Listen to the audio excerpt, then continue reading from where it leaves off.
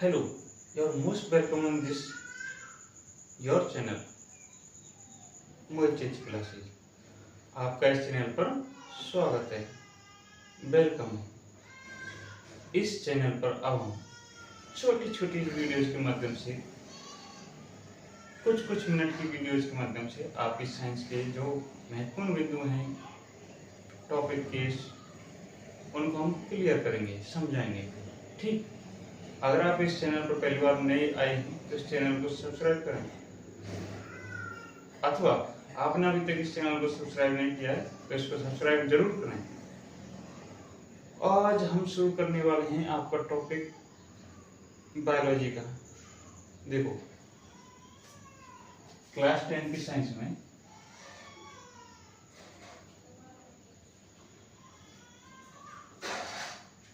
मुख्यतः 4 विषय हैं। एक केमिस्ट्री का, दूसरा बायोलॉजी का, तीसरा फिजिक्स का, चौथा एनवायरनमेंट और इकोलॉजी का। एक पर्यावरण का पार्ट है इसमें, बस शायद हाँ एक है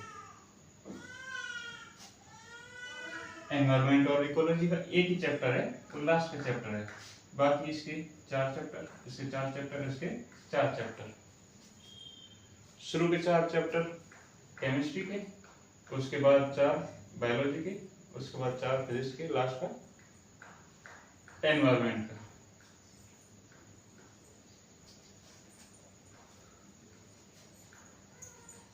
हमारा बायोलॉजी का फर्स्ट चैप्टर है जैव प्रक्रम।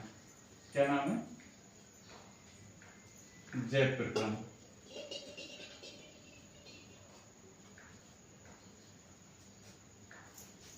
जैव प्रक्रम से आसिक इसमें हम क्या पढ़ेंगे ये हम इस वीडियो में जानेंगे।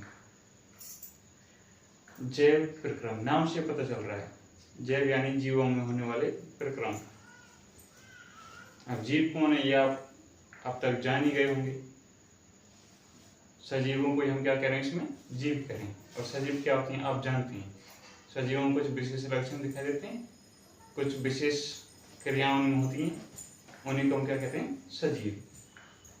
सजीव और निर्जीव में अंतर आप छोटी कक्षा में जान चुके होंगे। ये पदार्थ निर्जीव है और ये चीज सजीव है। प्रकृति में 2 ही तरह के पदार्थ हैं, एक जड़ और एक चेतन।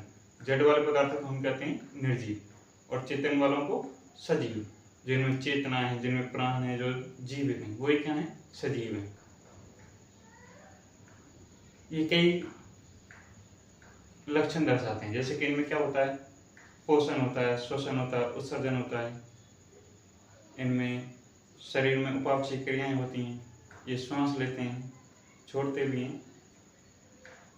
इनमें बहुत सारी क्रियाएं होती हैं, ये चलते फिरते भी हैं, बोलते भी हैं, गति भी होती है, वृद्धि होती है, इनके शरीर की वृद्धि होती है, आकार बड़ा होता है। तो ये क्या है, इनके लक्षण हैं। जिनमें लक्षण प्रदर्शित होते हैं वो क्या है, सजीव। अब सजीवों में जो प्रक्रम होते हैं उनको हम कहते हैं जैव प्रक्रम, जो सजीवों को जीवित रखने के लिए आवश्यक हैं।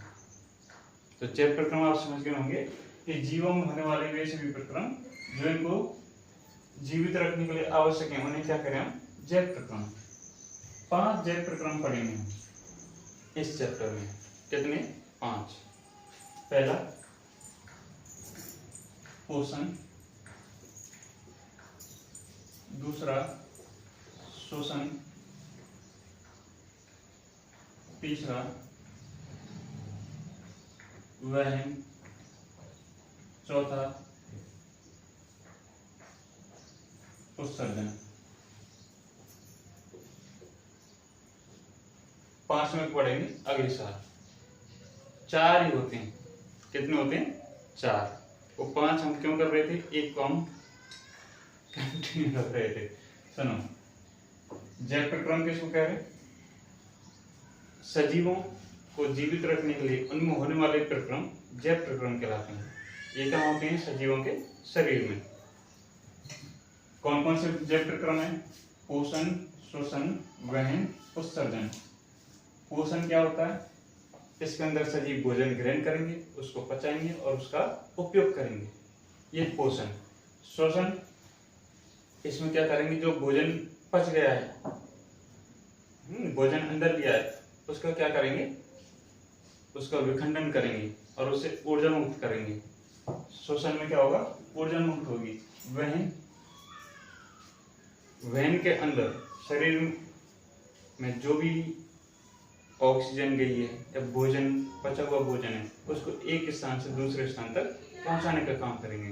वो काम करेगा रक्त। इसको पढ़ेंगे हम वहन में। उत्सर्जन, भोजन पच भी गया, उसका उपयोग भी कर लिया, लेकिन कुछ अवशिष्ट पदार्थ जो बनते हैं हमारे शरीर में, जो कि हमारे लिए हानिकारक हैं, उनको निकालने के लिए इस प्रक्रम की आवश्यकता है। उसको निकालने को क्या कहेंगे हम, उत्सर्जन। तो ये छोटी सी वीडियो है, इसमें हमने इतना ही जाना कि जैव प्रक्रम क्या होता है और कौन कौन से जैव प्रक्रम है। बस एक बार फिर से सुने। सजीवों में होने वाले प्रक्रम जो उनके जीवित रहने के लिए आवश्यक हैं, जैव प्रक्रम कहलाते हैं। जैव प्रक्रम 4 हैं: पोषण, श्वसन, वहन, उत्सर्जन। पोषण में भोजन ग्रहण करेंगे, उसको पचाएंगे, उसका उपयोग करेंगे। श्वसन में पाचित भोजन का विखंडन करेंगे और विखंडन से ऊर्जा मुक्त होगी। यह प्रक्रम क्या कहलाएगा, श्वसन। और ये कहाँ होगा, कोशिका में, इसलिए इसको कोश के श्वसन में कहेंगे। वहन, इसके अंदर रक्त वहन का काम करेगा, वो पाचित भोजन, ऑक्सीजन और अन्य उपयोगी पदार्थों को एक स्थान से दूसरे स्थान तक ले जाएगा। यह प्रक्रम क्या कहलाएगा, वहन। उत्सर्जन, इसके अंदर जो शरीर में हानिकारक पदार्थ निर्मित हुए हैं, अवशिष्ट पदार्थ हैं, उनको एक स्थान से उत्सर्जित अंग तक ले जाने का काम किया जाएगा और उत्सर्जित अंग उसको त्याग देगा, शरीर के बाहर निकाल देगा। इस प्रक्रम को कहेंगे उत्सर्जन। इस वीडियो को हम यहीं विराम देते हैं। इससे अगली वीडियो में हम एक एक टॉपिक को समझना शुरू करेंगे, जैसे पोषण को, और उसके बाद श्वसन को, वहन को, उत्सर्जन को। अब इनके आगे डिटेल में पढ़ेंगे। Thank you.